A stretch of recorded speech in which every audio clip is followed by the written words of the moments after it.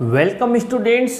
आज हमने आपके जो लोस्ट स्प्रिंग है उस आपका जो चैप्टर है फ्लेमिंगो बुक का उसका हिंदी ट्रांसलेशन प्रिपेयर किया है। साथ ही हम आपको बताएंगे कि कैसे इसमें जो पॉइंट्स हैं उनको हाईलाइट करके बताएंगे, कहाँ से आपको फोकस करना है, किस जगह से आपके शॉर्ट आंसर टाइप बहुत ही एक एक वर्ड का जो क्वेश्चन होता है और लॉन्ग आंसर टाइप क्वेश्चन बनते हैं। प्लीज़ इस वीडियो को आप ध्यान से देखिए, मोस्ट इम्पॉर्टेंट चैप्टर है आपकी बुक का। तो यहाँ पर सबसे पहले तो अनीस जंग के बारे में जो दिया हुआ है अबाउट द ऑथर में 1964 इनका डेट ऑफ बर्थ दिया हुआ है। राउरकेला में ये पैदा हुई और इनकी जो बचपन है और किशोरावस्था हैदराबाद में बीती और इनकी जो एजुकेशन है वो हैदराबाद में और इसके अलावा अमेरिका में भी हुई। इनके माता पिता दोनों लेखक थे। अनीस जंग ने भारत में एक लेखक के रूप में अपना कार्य शुरू किया और वो एडिटर और कॉलमनिस्ट दोनों थी मुख्य अखबारों की, भारत में और विदेशों में भी, और उन्होंने कई सारी पुस्तकें लिखी। ये जो आपका लोस्ट स्प्रिंग चैप्टर है ये स्टोरीज ऑफ स्टोलन चाइल्डहुड से लिया गया है उनकी बुक से। इसे विशेष अंडरलाइन कर लें। और यहाँ क्या वो एनालाइज करती हैं, क्या विश्लेषण करती है, the grinding poverty and traditions which condemn the children to a life of exploitation. ये गरीबी और परंपराओं के चक्की में पिसकर ये जो बच्चे हैं इनका बहुत ज़्यादा एक्सप्लॉयटेशन हो रहा है, यानी दोहन हो रहा है, इनको बहुत परेशान किया जा रहा है, इनका जीवन बहुत बर्बाद हो रहा है। आई स्टार्ट करते हैं। समटाइम्स आई फाइंड अ रूपी इन द गार्बेज। कभी कभी मुझे गार्बेज यानी कचरे में 1 रुपया मिल जाता है। Why do you do this? आप ऐसा क्यों करते हैं? I ask Sahib whom I encounter every morning scrounging for gold in the garbage dumps of my neighborhood। मैंने साहिब से पूछा जिससे मैं इनकाउंटर यानी मुलाकात, मीटिंग, मुलाकात होती है एवरी मॉर्निंग। बस मीटिंग और इनकाउंटर में इतना सा फर्क है, वो फिक्स होती है और इनकाउंटर का मतलब अचानक से मिल जाना, कोई हमें पता नहीं होता है कि वो इंसान हमें मिलेगा कब। इसीलिए स्क्राउजिंग यानी तलाशना किसी चीज़ के अंदर ऐसे ऐसे करके हाथ से और निकालना, सर्चिंग करना। फॉर गोल्ड, अब गोल्ड का मतलब सोना नहीं, कोई प्रीशियस थिंग, कोई कीमती वस्तु। In the garbage dumps of my neighbourhood, मेरे पड़ोस में जो गार्बेज कचरे के जो डम्प्स हैं जहाँ पर हम कचरा डालते हैं उस जगह पर उन ढेरों में ये तलाशता रहता है कोई भी कीमती वस्तु को। Sahib left his home long ago. अब पहली बात तो ये जो इतना सा पड़ा, यहाँ पर एक ध्यान देने की जरूरत है कि जो साहिब है वो उसे कहाँ मिलता है लेखिका को और उस वक्त वो क्या करता रहता है। ठीक है, तो आपको ध्यान रखना है कि वो उसको मिलता है जब भी वो कचरे के ढेर में, गार्बेज डंप्स में, और क्या करता रहता है, स्क्राउजिंग फॉर गोल्ड या स्क्राउजिंग फॉर प्रीशियस थिंग। अब यहाँ से साहिब के शॉर्ट आंसर में है ये, यहाँ से Sahib left is home long ago, Sahib ने उसका घर काफ़ी समय पहले छोड़ दिया। सेड अमिट्स, अमिट्स यानी मध्य में, the green fields of Dhaka. अब यहाँ पर आपके छोटा क्वेश्चन पूछ सकता है, MCQ में जा सकता है, कहीं से भी ले सकता है कि साहिब रहने वाला कहाँ का है? ढाका। ढाका कहाँ की राजधानी? बांग्लादेश की, बांग्लादेश से आए हैं। His home is not even a distant memory, distant यानी दूर की मेमोरी, यानी याद में भी नहीं है। तो एक बात तो ये ध्यान रखिए कि साहिब कहाँ से आया? ढाका से आया है। There were many storms that swept away their fields and homes, his mother tells him। ये आप ध्यान रखें कि साहिब और उसकी फैमिली ने उनका देश, उनका घर क्यों छोड़ा?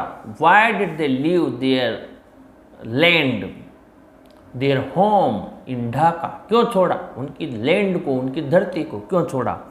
तो ये ध्यान रखना। What happened there? क्या हुआ था? तो कई सारे तूफान आए थे जो उनके घर बाहर बहा कर ले गए, फील्ड्स, खेतों को भी।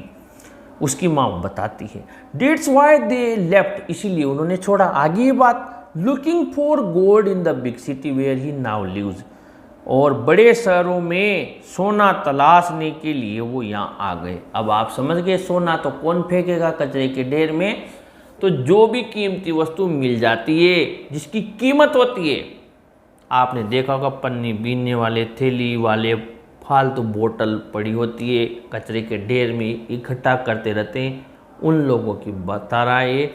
वो जिसको बेचने पर कुछ मिल जाए वही गोल्ड है उनके लिए, ध्यान रखना। और वो वहीं रहने लग जाते हैं। I have nothing else to do, he mutters looking away. दूर देखते हुए बड़बड़ाता है, मुझे कुछ भी लेना देना नहीं है इन चीज़ों से। I have nothing else to do, मेरे और कोई काम ही नहीं है। मेरा तो काम क्या है, बस यही है, इन कचरे के ढेर में इधर उधर तलाशी करना, कुछ मिल जाए तो। मैं और कुछ नहीं करता। गो टू स्कूल, आई से ग्लिबली। मैंने पूछा स्कूल जाओगे, मैंने ग्लिबली यानी चतुराई पूर्वक पूछा। रियलाइजिंग इमीडिएटली, रियलाइज समझते हुए, इमीडिएटली तुरंत। हाउ होलो, कितनी खोखली थी। द एडवाइस मस्ट साउंड, मेरी मस्ट साउंड यानी मेरी जो सलाह है वो कितनी खोखली है, होलो है। उसके लिए, उस लड़के के लिए वो स्कूल कैसे जाएगा जिस लड़के को भोजन की व्यवस्था स्वयं करनी पड़ रही है। बचपन में खेलने कूदने के दिनों में वो कचरा बीन रहा है, कुछ ऐसी चीज़ें इकट्ठी कर रहा है, कुछ मिल जाए, वो स्कूल कैसे जाएगा। पहला काम उसका है अपने भोजन की व्यवस्था करना। There is no school in my neighbourhood, when they build one I will go. मेरे पड़ोस में कोई स्कूल नहीं है, जब वो बना देंगे तो मैं भी चला जाऊंगा। If I start a school will you come, I ask. आप जो, मैंने आधे मजाक की लहजे में पूछा, यदि मैं स्कूल शुरू करूं तो क्या तुम आओगे। Yes he said smiling broadly, खुलकर हंसते हुए बोला, हाँ आऊँगा। A few days later I see him running up to me, is your school ready. कुछ दिनों बाद मैंने देखा मेरे पास दौड़ता हुआ आया और मुझसे कहा, पूछा, क्या आपका स्कूल तैयार हो गया। It takes longer to build a school, I say, embarrassed at having made a promise that was not met. School बनने में समय लगता है। मैं एम्ब्रेस्ड यानी दुखी मन से मैंने बोला, उससे मैंने ऐसा प्रॉमिस कर लिया था जिसका नॉट मीट कोई अर्थ नहीं था। यानी ऐसे वादे उससे हर रोज किए जाते हैं। बट प्रोमिसेस लाइक माइन, मेरे जैसे वादे, अबाउंड जुड़े हुए हैं, संबंधित इन एवरी कॉर्नर, हर कोने पर, ऑफ इस ब्लीक वर्ल्ड, उसकी सूने नीरस संसार में। After months of knowing him I ask him his name. कई महीने उसे जानने के बाद मैंने उसका नाम पूछा। नाम याद रखना, साहिब ए आलम। ही अनाउंस इट, जोर से बोला, मेरा नाम साहिब आलम है। He does not know what it means, वो जानता नहीं इसका अभिप्राय क्या होता है, साहिब आलम का अर्थ क्या होता है। If he new it's meaning, अगर वो इसका नाम अर्थ जान जाए साहिब आलम का, लॉर्ड ऑफ द यूनिवर्स, जो कि संसार का मालिक, ब्रह्मांड का मालिक, he would have hard time believing it, तो उसे इस पर बिलीव करने में बहुत ज़्यादा समस्या का सामना करना पड़े। नाम तो ये संसार का मालिक और काम क्या है, कचरे में से कोई चीज़ें ढूंढना, सर्च करना। Unaware of what his name represents, he roams the street with his friends, an army of barefoot boys who appear like the morning birds and disappear at noon. He roams, unaware of the fact, unaware यानी पता नहीं है, अनभिज्ञ है कि उसके नाम का क्या रिप्रेजेंट है, क्या भावार्थ है। वो रोम्स यानी भटकता है। एक और मीनिंग होता है वॉन्डर्स, जब हम किसी भी जगह पर बिना लक्ष्य के घूमते, when we walk without any target any aim, तब क्या होता है, वो रोम होता है, भटकना होता है। जब पता नहीं होता कि हमें यहाँ से वहाँ तक जाना होता है, एक निश्चित लक्ष्य पता नहीं होता, वो होता है रोम और वॉन्डर। तो भटकता है गलियों में उसके मित्रों के साथ। एक आर्मी यानी एक समूह नंगे पैर वाले बच्चों का, जो who appear like the morning birds and disappear at noon, जो सुबह की चिड़िया और पक्षियों की भांति अपीयर प्रकट होते हैं और डिसअपीयर एट नून दोपहर में गायब हो जाते हैं। Over the months I have come to recognise each of them, कई महीनों में अब मैं उनमें से प्रत्येक को पहचानने लग गई। Why aren't you wearing chappals, I ask one, मैंने एक से पूछा तुमने चप्पल क्यों नहीं पहन रखी। My mother did not bring them down from the shelf, he answer simply, उसने सीधा सा जवाब दिया, मेरी माँ उसको ताक पर से या टांड पर से नीचे नहीं उतारती है। Even if she did he will throw them off it's another, दूसरा बोला अगर वो उतार भी देगी तो ये उन्हें फेंक देगा, नहीं पहनेगा। Who is wearing shoes that do not match, उस लड़के ने ये कहा कि इसकी मम्मी उतार देगी ना उन चप्पल्स को तो ये नहीं पहनेगा, फेंक देगा। वो लड़का बोला जिसने ऐसे जूते पहन रखे थे जो बेमेल थे, यानी एक जूता कैसा एक कैसा। When I comment on it, जब मैंने इस पर टिप्पणी की कि ये क्या है, he shuffles his feet and says nothing, तो उसने अपने पैरों के इधर उधर सरकाया यानी छिपाने की कोशिश की और कुछ नहीं कहा। I want shoes says a third boy who has never owned a pair all his life, तीसरा लड़का बोला मुझे जूतों की जरूरत है, उसने उसकी ज़िंदगी में कभी एक जोड़ी जूते नहीं पहने। Travelling across the country I have seen children walking barefoot in cities on village roads, शहर के चारों तरफ मैंने जो यात्राएं की मैंने एक चीज़ देखी कि गाँवों और शहरों की सड़कों पर कई बच्चे नंगे पैर घूमते रहते हैं, कोई बड़ी बात नहीं है।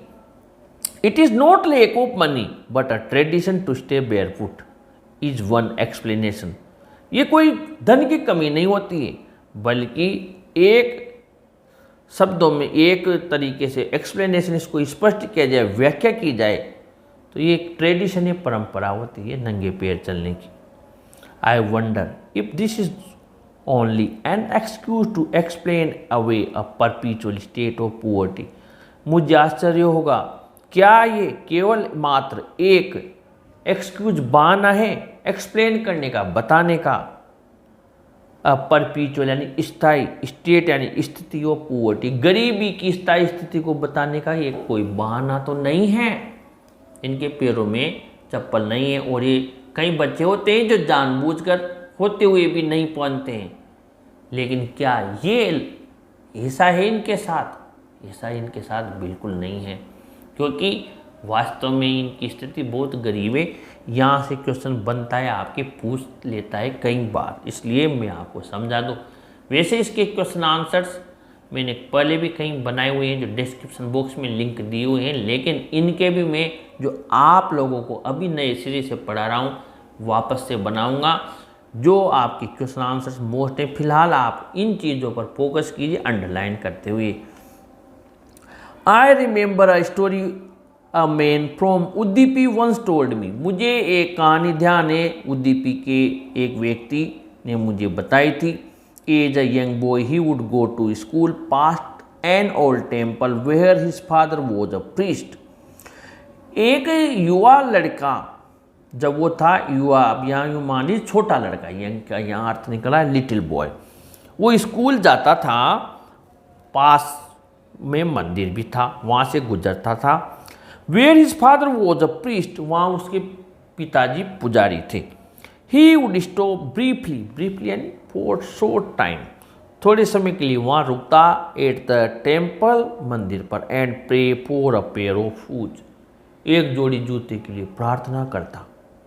30 years later, I visited his town and the temple which was now drowned in an air of desolation.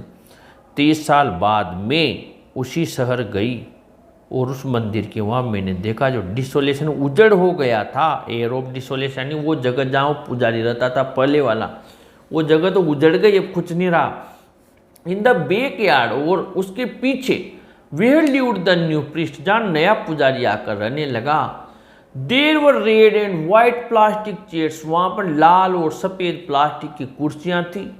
A young boy dressed in a grey uniform wearing socks and shoes arrived panting and threw his school bag on a folding bed. ये एक लड़का वहाँ पर आया जिसने grey colour की uniform पहन रखी थी, जूते मोजे थे अराइव्ड पेंटिंग, हाँफता हुआ आया और उसके स्कूल बैग को फोल्डिंग बेड यानी खुलने बंद होने वाले पलंग पर फेंक दिया। Looking at the boy I remember the prayer another boy had made to the goddess when he had finally got a pair of shoes. इस लड़के को देखकर मुझे वो वाली बात याद आ गई जो उस देवी से प्रार्थना कर रहा था जब उसे जूते प्राप्त हो गए थे। Let me never lose them the goddess has granted his prayer.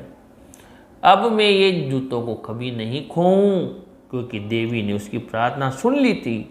Young boys like the son of the priest now war shoes. पुजारियों के ये जो यंग बॉयज हैं वो भी जूते पहन लेते हैं अब। But many others like the rag pickers in my neighbourhood remain shoeless. लेकिन मेरे पड़ोस में रहने वाले ये रेक पिकर से कचरा बीनने वाले आज भी बिना जूतों के हैं।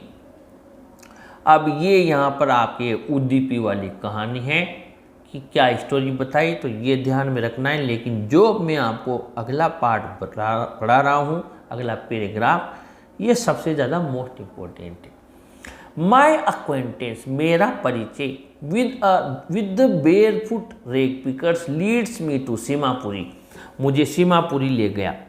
अ place on the periphery of Delhi yet miles away from it, most important। ये बिल्कुल अलग चीज़ कही है। देखिए ये सीमापुरी एक ऐसा स्थान है जो दिल्ली के पेरीफेर यानी सीमा क्षेत्र में है, फिर भी मीलों दूर है। भाई क्या बात हुई, पास में फिर भी दूर है।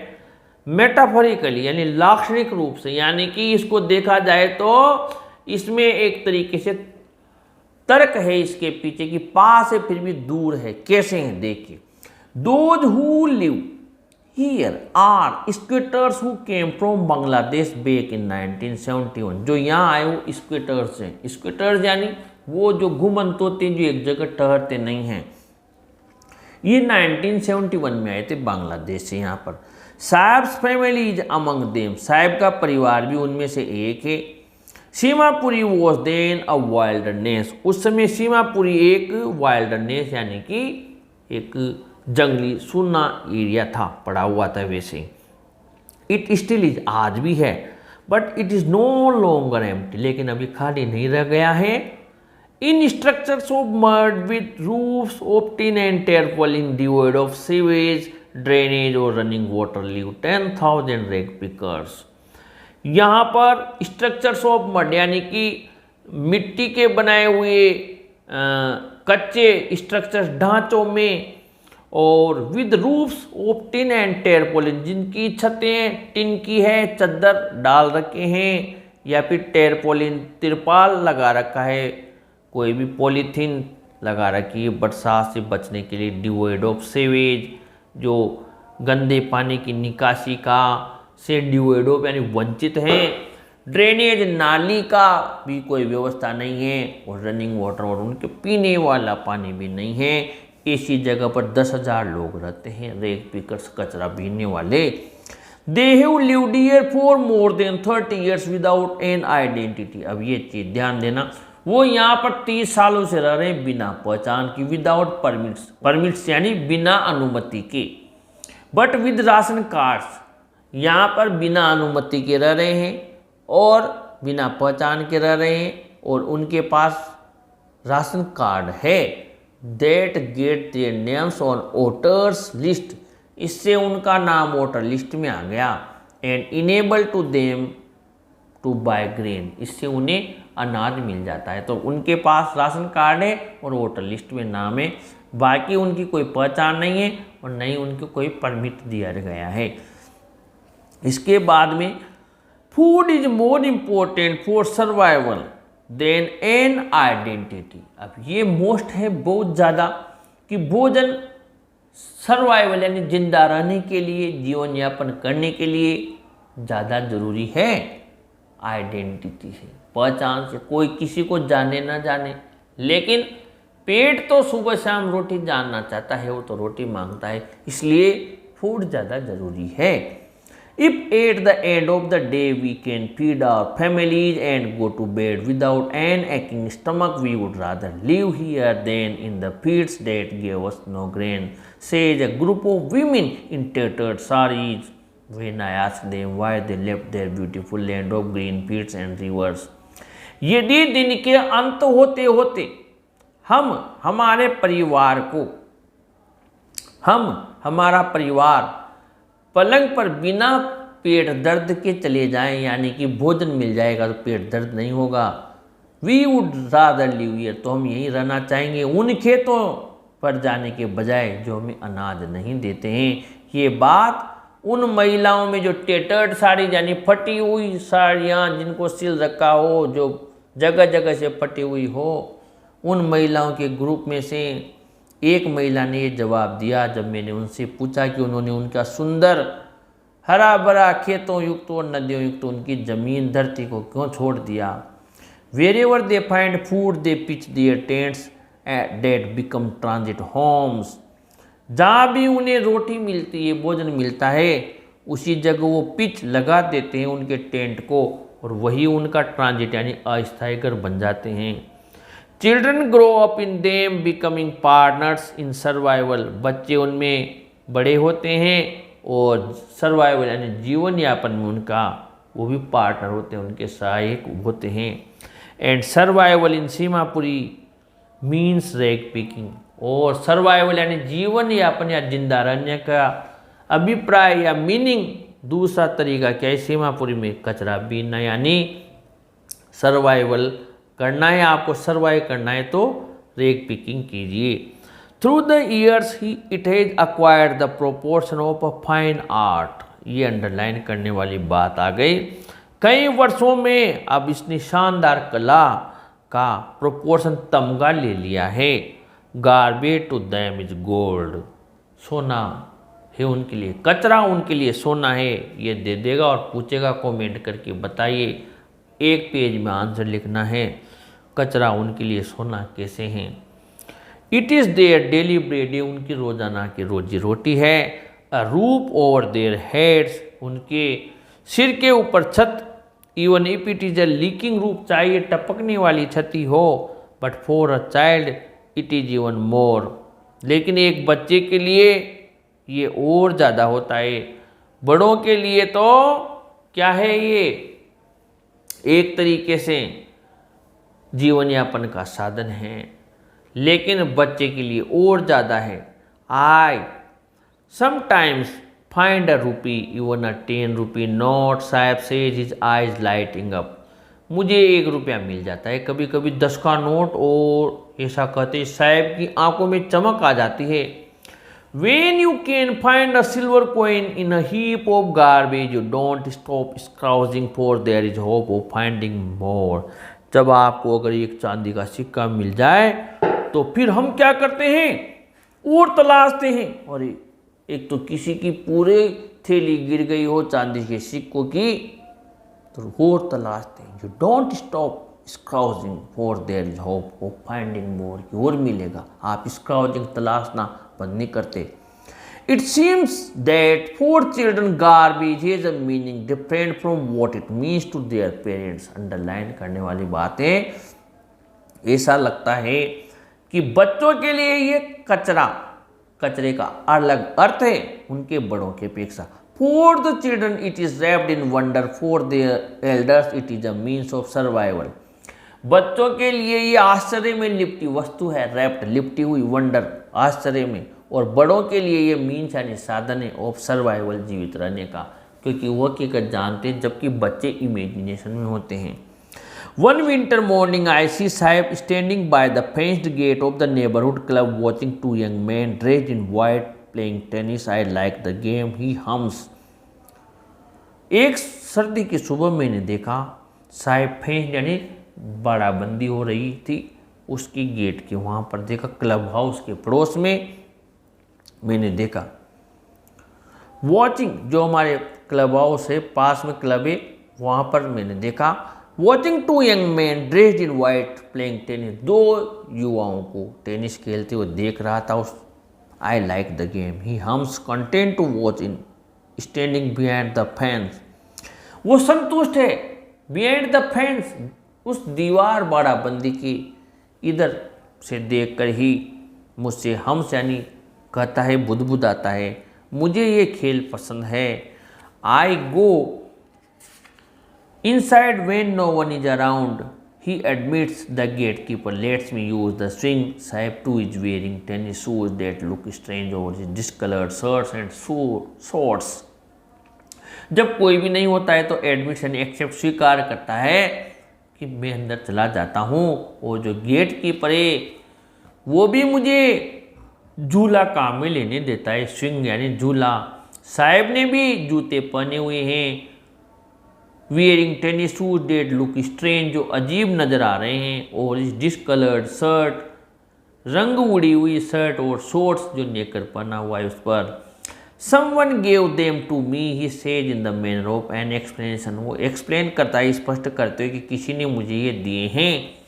The fact that they are discarded shoes of some rich boy who perhaps refuse to wear them because of a hole in one of them.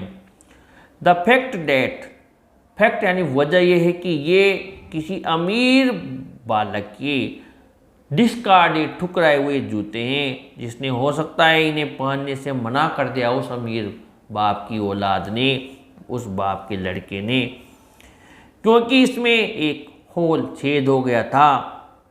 Does not bother him, उसको तो इससे कोई फर्क नहीं पड़ता, बॉदर यानी कोई फर्क नहीं पड़ता। क्यों? Oh for one who is walked barefoot even shoes with the hole is a dream come true, क्योंकि जो नंगे पैर चलता हो उसके लिए तो अगर एक होल छेद वाला जूता भी मिल जाए तो सपना सच होने के बराबर होता है। But the game he is watching so intently is out of his reach, लेकिन जिस खेल को वो देख रहा है इंटेंट इतना गौर से उसकी पहुंच से परे है। This morning Sahib is on his way to the milk booth. अब ये वेरी वेरी मोस्ट इंपॉर्टेंट है, शॉर्ट आंसर टाइप में। आज सुबह साहेब मिल्क बूथ पर जा रहा है। In his hand is a steel canister, हाथ में उसके हाथ में स्टील की केटली है चाय की। I now work in a tea stall down the road, he says, मैं अब रोड के उस पार उधर चाय की दुकान पर काम करता हूँ। पॉइंटिंग इन द डिस्टेंस, बताता हुआ दूर। I am paid 800 rupees and all my meals. Short में पूछा जा सकता है कि साहब को कितना दिया जाता था, क्या दिया जाता था, तो उसको पूरे भोजन सुबह शाम के और 800 रुपये देता था चाय वाला। Does he like the job, क्या उसे जॉब पसंद है? आई आस्क, मैंने पूछ लिया। His face I see has lost the carefree look, लेकिन वो जो बिंदास लुक था उसके चेहरे का, यानी उसके चेहरे का रंग उड़ गया। द स्टील कैनिस्टर, ये मोस्ट इंपॉर्टेंट, यहाँ से ध्यान दीजिए। The steel canister seems heavier than the plastic bag he would carry so lightly over his shoulder. उसके कंधे पर उस प्लास्टिक के बोरे को जो भरकर लेकर जाता था, बड़ा वाला बोरा, वो प्लास्टिक का बैग, वो उसकी तुलना में स्टील का कैनिस्टर ये हेवियर है, भारी है। अब यहाँ भी बात उल्टी कर दी, वहाँ देख के दिल्ली के पास है सीमापुरी, फिर भी बहुत दूर है। यहाँ पर वो इतना भारी है बोरा, उससे भी भारी वो छोटी सी चाय की केटली है। यानी दो जगह पर आ गया। इनको क्वेश्चन दे सकता है, ये ऐसा क्वेश्चन भी पूछ सकता है। आजकल ऐसे क्वेश्चन पूछते हैं कि क्या बताना चाहता है लेखक इनके माध्यम से। दिल्ली के पास है और फिर भी दूर है, और ये बोरा इतना बड़ा है लेकिन चाय की केटली से ये हल्का है और वो भारी है। दोनों में तर्क है, देखिए क्यों। The bag was his, bag उसका था। The canister belongs to the man who owns the tea shop, और वो जो चाय की केटली है वो उसकी नहीं है, वो उसकी है जो चाय की दुकान लगाता है। इसलिए ये बोझ लग रहा है, बोझ हाथ पर नहीं, बोझ दिल पर, बोझ मन पर लग रहा है। चाय की केटली का बोझ शरीर पर नहीं, मन पर लग रहा है। Sahib is no longer his own master, क्योंकि वो स्वयं का मालिक स्वयं नहीं रह गया है। अब इसमें मुकेश वाला भी पार्ट है, लेकिन वीडियो की लेंथ लंबी हो जाएगी, इसे अब अगले पार्ट में देखते हैं आपके मुकेश वाला। और जब फिर ये कंप्लीट हो जाएगा इसके बाद में फिर हम देखते हैं इसके क्वेश्चन आंसर्स। वैसे मैंने आपके इस वीडियो में इसके सारे क्वेश्चन आंसर्स के लिंक्स दिए हुए हैं डिस्क्रिप्शन बॉक्स में, जाकर आप चेक कीजिए। अगले पार्ट में आप लोगों से फिर मुलाकात होगी। कंटिन्यू बने रहिए अपने चैनल के साथ। वीडियो को ज़रूर लाइक शेयर कीजिए। Thank you.